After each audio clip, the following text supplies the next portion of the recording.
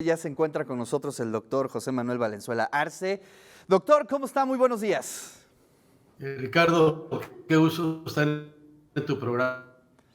Muy buen día. Gracias, doctor, por su tiempo y gracias por hacernos pasar esta lectura y comprender un poco lo que significan los corridos tumbados a nivel cultural, económico, político. Importantísimo porque pues es uno de los géneros que se escuchan más entre los jóvenes y pues tenemos que entender de dónde surge. Así es que, bueno, la cápsula ya nos explica un poco de dónde es que surge el corrido tumbado, pero sociológicamente, ¿por qué hay estas expresiones, doctor?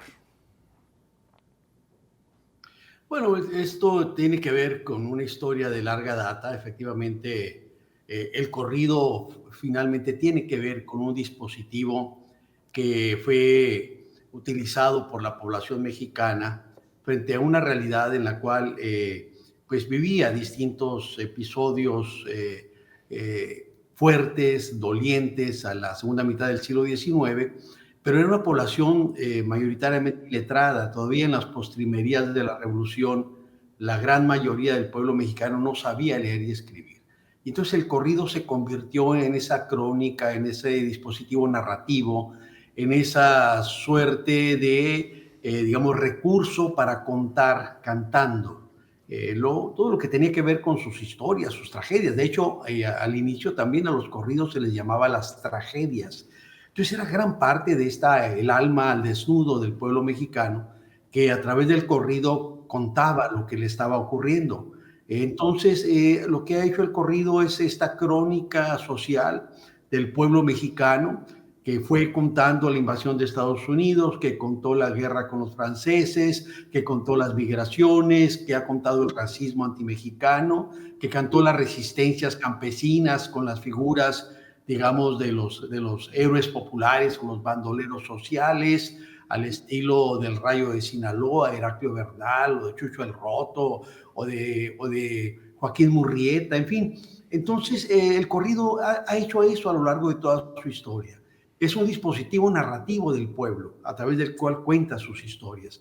Entonces, claro que las historias han cambiado, y ya en los años 20, 30, cuando viene la ley seca con la iniciativa del senador de Minnesota, Andrew Volstead, surgen los famosos corridos tequileros que van a contar esas, digamos, vicisitudes de esa transformación, esa preocupación social vinculada con el tema del trasiego de licor. Y ya en los años 30, pues hay varios corridos que hablan de lo que está empezando a ocurrir después de la prohibición de la amapola, fundamentalmente la heroína y morfina, en 1914 con la ley Harrison. Bueno, vendría el 19 al 33 la prohibición del alcohol. Después vino, digamos, en mediados de los años 20, la prohibición del cannabis y de la cocaína. Y ya empiezan con el trasiego de estos productos a surgir corridos que narran esas historias.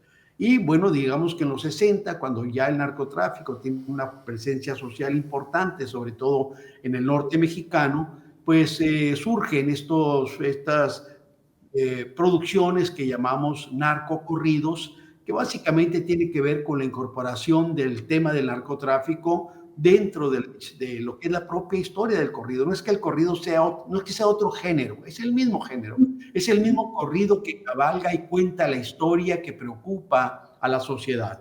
Y entonces aquí el problema es que el narcotráfico siguió creciendo y las historias que emanaban de sus entramados eran cada vez más violentas, más intimidantes, eran cada vez más crueles. Y entonces ya en los años 90 surgen los corridos perrones que van a hablar de una manera mucho más directa y tendrían a los Tucanes de Tijuana como sus figuras principales.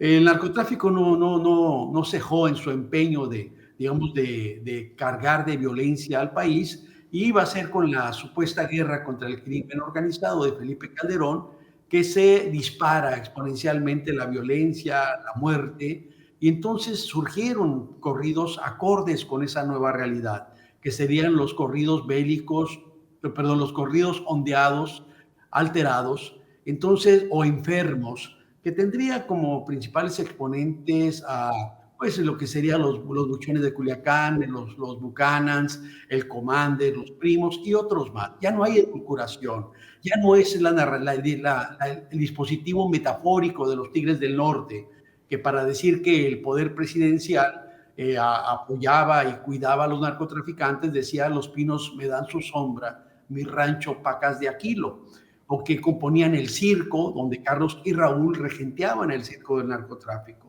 No, ahora con los corridos enfermos, ondeados o alterados, la narrativa es muy directa, tan directa como la realidad que se empezó a vivir, sobre todo de 2008 a 2010, en el norte mexicano, con un incremento brutal de la violencia. Y es ahí de donde abreva, digamos, los corridos tumbados. Abrevan de esa narrativa, son jóvenes que crecieron en contextos donde son mucho más cercanos para ellos estas figuras que emergen del narcomundo que lo que serían las figuras de la política o las figuras empresariales. Entonces, ellos van a contar su realidad. Ese es uno de los asuntos fundamentales que tenemos que entender, que finalmente los corridos tumbados surgen a partir de esta tradición del corrido que sigue contando la historia social, pero ahora vinculado con otras dos expresiones, el rap, el trap. Entonces, vinculado a la regional mexicano, el rap, como sabemos, contaba lo que pasaba en el barrio, la violencia, los apañes de la policía. Surge en 1972 en los barrios jamaicanos, latinos de Nueva York, pero es antes del Internet. Ya el gang style y todo lo que tiene que ver con el trap ya está dentro del marco del Internet. Por lo tanto, ya la industria cultural como tal no tiene tanto peso. Y esto posibilita la irrupción de formas comunicativas que no están tan apegadas a la necesidad de una casa, digamos, o de un apoyo de empresarial. Y es ahí donde surge, digamos, en TikTok, YouTube, estos jóvenes que en unos cuantos meses, surge el 19, y después viene la pandemia. Entonces tenemos millones de jóvenes encerrados en el mundo, y estas narrativas de la fiesta, el party, el exceso, estas narrativas misóginas, las mujeres disponibles, las mujeres trofeo, las drogas, el alcohol, son sumamente seductores. Oye, doctor, precisamente creo que ese es uno de los elementos que hay que ponerle mucha atención, es decir, los corridos tumbados surgen precisamente en el contexto de las redes sociales, del Spotify, de YouTube, de TikTok, y si bien antes estaban como focalizados los puntos en donde se escuchaban este tipo de corridos, hoy los escuchamos de manera transversal. Y ahí es donde surge una oleada de censuras que llama mucho la atención, como si la expresión, el censurar la expresión, ocultara, ¿no? O remediara la situación social, que finalmente el corrido retrata lo que se está viviendo, ¿no?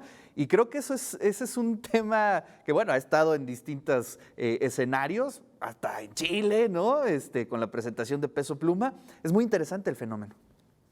Sí, mira, tienes razón, Ricardo. Aquí hay que entender que, por ejemplo, esta transmutación del corrido tumbado ha sido tan acelerada.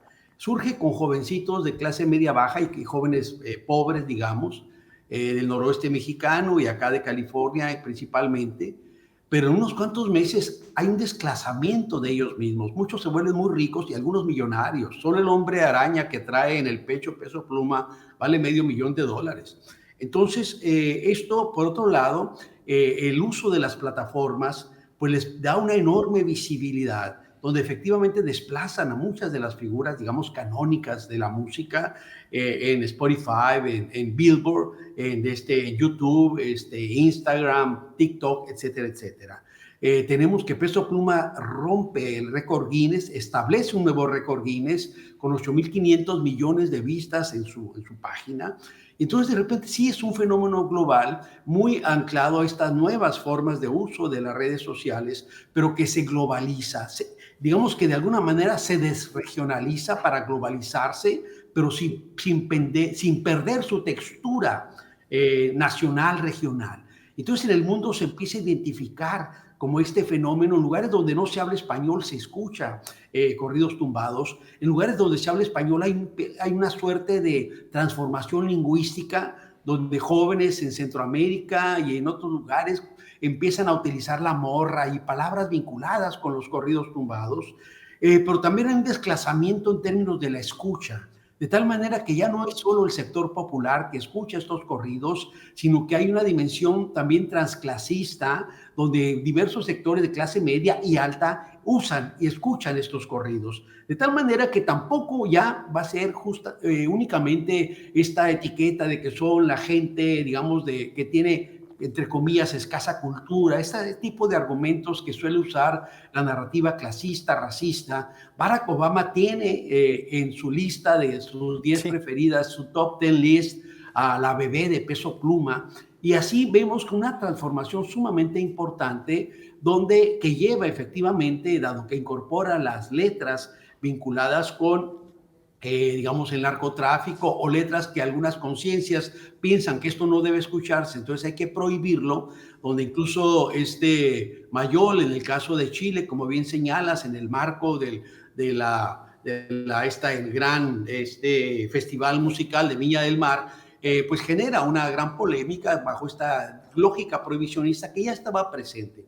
Aquí lo que habría que señalar es que la prohibición ha sido un recurso utilizado a lo largo de la historia de nuestro pueblo para callar sus voces. Así ocurrió con sones, rumbas, gatos, jaranas y Claro. guarachas, donde la iglesia quiso callar estas voces porque decía que eran propiciadores de la lascivia canallesca y de las más animalescas actitudes. Los ritmos afrolatinos fueron callados, proscritos, porque efectivamente propiciaban este regodeo en el propio cuerpo, este movimiento que algunas conciencias incomodaba. Y luego vinieron otro tipo de prohibición. El tango se trató de proscribir, vimos el rock, en el caso particularmente también con los jóvenes que trataron de prohibirlo. Lo que tenemos es una historia del prohibicionismo que siempre esconde afanes de control, afanes de poder, y que generalmente se ensaña en los sectores populares y en los sectores, digamos, juveniles.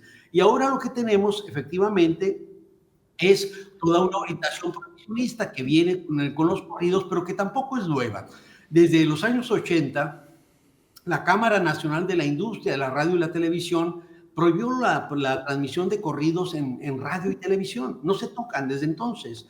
Y hay que decir que no era por esta idea de que contaminaban los mentes de los niños. En el fondo estaba que el corrido comenzó a ser evidente las complicidades entre el poder político, actores militares, Estados Unidos y sus diversos actores institucionales cómplices del narcotráfico. Entonces empezó a desnudar una realidad donde el narcotráfico, al final de cuentas, más que las armas de fuego, es un entramado de redes, de relaciones, de complicidades y de impunidad, que es lo que permite que siga operando bajo un marco prohibicionista, que es el que permite que esto justamente se reproduzca y que genere enormes ganancias para unos cuantos, y que los bancos laven dinero y que haya figuras de la política empresariales que se enriquecen enormemente. Entonces, el tema de la prohibición, al final de cuentas, no logra solucionar nada. Y lo que hay que entender aquí es que ya las teorías de la comunicación de hace muchos años nos demostraron que no funciona este modelo de Merton Lazarsfeld de emisor medio receptor, que la comunicación requiere una teoría de lo social, y que siempre esto se vincula con lo que son los preconstruidos culturales, la experiencia de la gente, que va a resignificar los discursos que escucha. Y entonces lo que hemos visto con el tema de los corridos es que pues que son historias que están que los corridos no los inventa. El corrido no inventa esa realidad. Lo que ellos hacen es generar una narrativa, una interpretación sobre esa realidad que están viviendo. Y entonces ahí entramos con dos problemas fundamentales. Yo siempre digo, y siempre lo digo literalmente, que esa lógica es tan absurda como pensar que si se hubieran prohibido los corridos en la revolución, no hubiera habido revolución. O Claro. que si prohibíamos a José Alfredo Jiménez, disminuye el consumo etílico de la población mexicana. O si prohibimos a Paquita, la del barrio, mejoran las relaciones de pareja. Si prohibimos el venado, pues irredentos cornudos se sentirán liberados. No es así como funciona Claro. la situación. Ese es uno de los problemas, pensar en esta realidad mecánica. El otro problema es el límite del prohibicionismo. La tentación autoritaria es un tobogán que si nosotros caemos, entraremos a una condición donde ¿cuál es el límite? A mí me gusta plantear, entonces tendremos que prohibir a Elmer Mendoza y Claro. Balas de Plata, Efecto Tequila, la amante de Janis Joplin. Tendremos que prohibir a Leonidas Alfaro con Tierra Blanca, La maldición de Malverde, las amapolas se tiñen de rojo. Prohibiremos a César a Vallejo y Bueno, la y a Virgen de Baudelaire y a Verlaine, y a medio mundo, ¿no? Arturo. Y luego el teatro de Víctor Hugo Rascón, ¿no? Claro. Contrabando.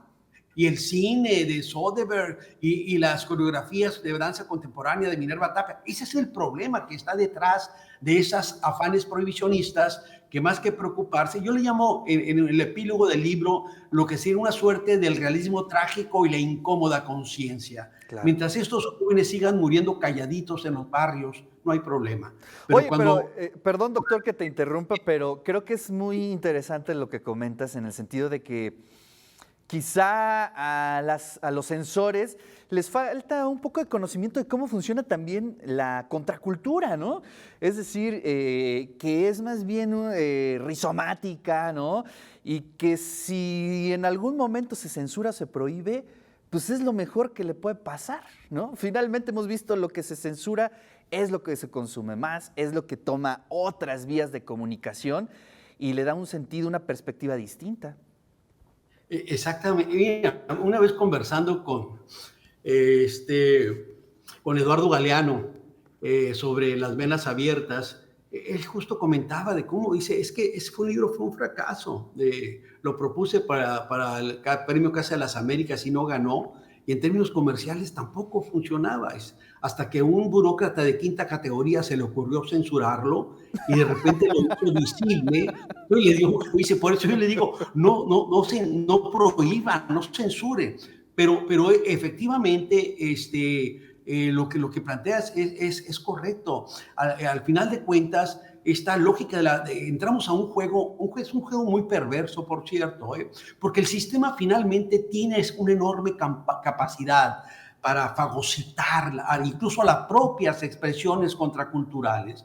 Recordemos cómo eso que decía José Emilio Pacheco, a veces ya somos lo mismo contra lo que luchamos a los 20 años, pero tú tienes como el sistema cuando todo ese movimiento de la contracultura en los años 60, que dijo, bueno, quieren Shakira, les hacemos la ropa con Shakira, se sienten muy identificados con los obreros y usan los pantalones rotos, se los fabricamos ya rotos, no se preocupen, los punks son ustedes muy radicales, les hacemos las chamarras con estoperoles. Entonces lo que estamos viviendo otra vez es este juego perverso de donde jóvenes que encontraron en los resquicios del propio sistema una forma de escalar de manera sumamente acelerada socialmente, pero utilizando los propios códigos del sistema, porque finalmente los códigos de los movimientos tumbados son los mismos códigos del neoliberalismo contemporáneo. Es el consumismo que sustituye, que coloca al tener sobre el ser.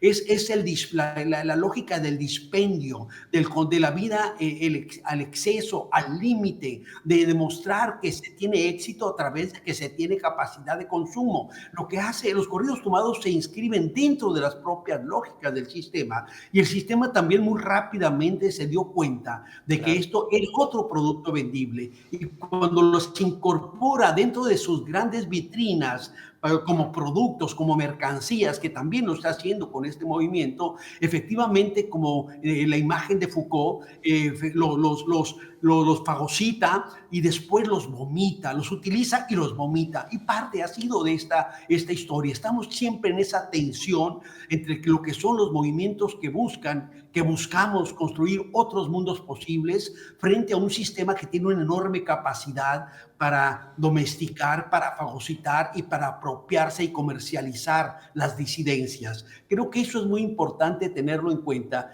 y también considerar que detrás de todo esto que se está planteando el movimiento tumbado, hay cosas que efectivamente avanzan y que están cambiando. Y yo te diría algunos de los códigos principales que están en este movimiento. Uno de ellos obviamente tiene que ver con el problema el orden patriarcal, el discurso machista que está en los corridos tumbados, pero que está en todo el cantoral mexicano y está en gran parte de la literatura y de la poesía, ¿eh? No es un asunto específico de estas narrativas de los sectores populares, pero estamos viendo ahora, y es algo que está, espero que salga este mismo año, una suerte de segunda parte que sería Las morras tumbadas, porque hay una fuerte incorporación de mujeres con narrativas que son distintas, con narrativas que incorporan elementos de control de lo que yo llamo las bioresistencias, el propio cuerpo de estas mujeres como un dispositivo de la resistencia social.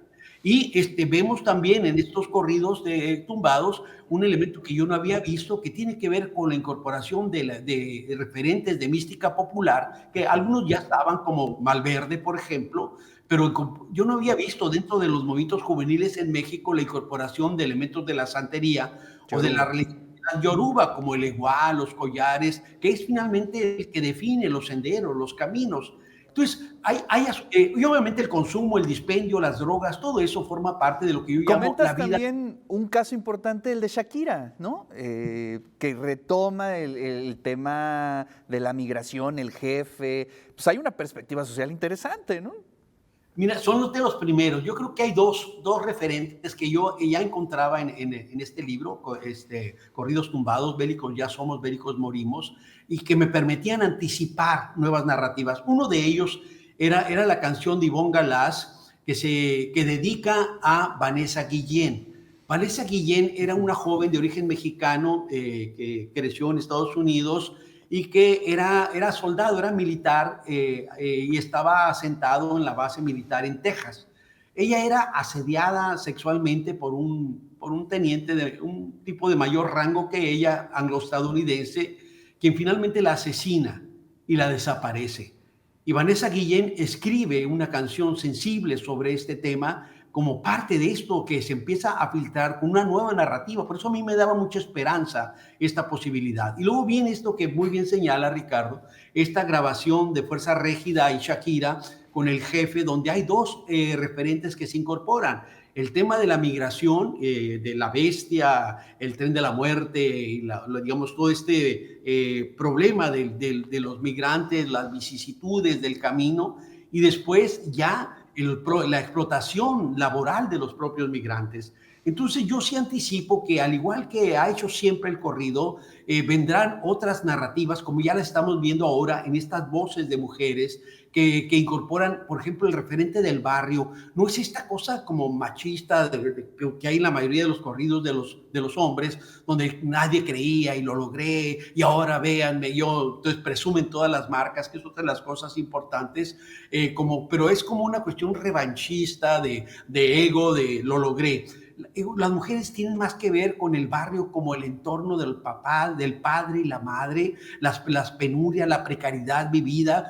Hay otra forma de relación que yo sí creo que anticipa también nuevas expresiones, que finalmente es parte de como la vida. El corrido es cambiante y las formas musicales también lo son. Veremos nuevas fusiones seguramente, que ya estamos viendo algunas formas experimentales. Y bueno, esto es lo que anticipa que el tema del narcotráfico, mientras el narcotráfico siga siendo un entramado doliente que genera fuertes violencia, que genera altas dosis de muerte, pues la población seguirá contando, seguirá cantando, seguirá tratando de explicar qué es lo que estamos viviendo. Entonces, mientras eso no cambie, esta idea, digamos, moralina de simplemente decir que se prohíban y no entender que detrás de esas voces todavía hay un grito de vida, hay un grito de alerta que tenemos que aprender a leer para transformar esa realidad que conculca la posibilidad de que las y los jóvenes construyan proyectos viables y vivibles de vida. Así es. Doctor, le agradecemos muchísimo su tiempo y le agradecemos muchísimo esta investigación precisamente para entender nuestro contexto, lo que está sucediendo hoy en términos musicales, pero también sociales, políticos, económicos, para entender pues, todo lo que está pasando a nuestro alrededor. Doctor, le mando un gran abrazo y muchísimas gracias. Un abrazo, Ricardo, cuídate mucho. Suerte. Gracias. Ahí está la voz del doctor José Manuel Valenzuela Arce, autor de Corridos tumbados, Bélicos ya somos, Bélicos morimos. Gran libro, gran libro. No se vayan, digamos, yo entiendo que habrá gente que le gusta, que no le gusta, el género musical, pero este libro es la oportunidad para entender el presente de nuestros jóvenes. ¿Por qué lo están escuchando? ¿Por qué se enganchan con estas narrativas? ¿Por qué los vemos en los reels en todas partes? Pues un poco nos explica el doctor Valenzuela los porqués y eso es importantísimo. Así es que altamente recomendable el libro.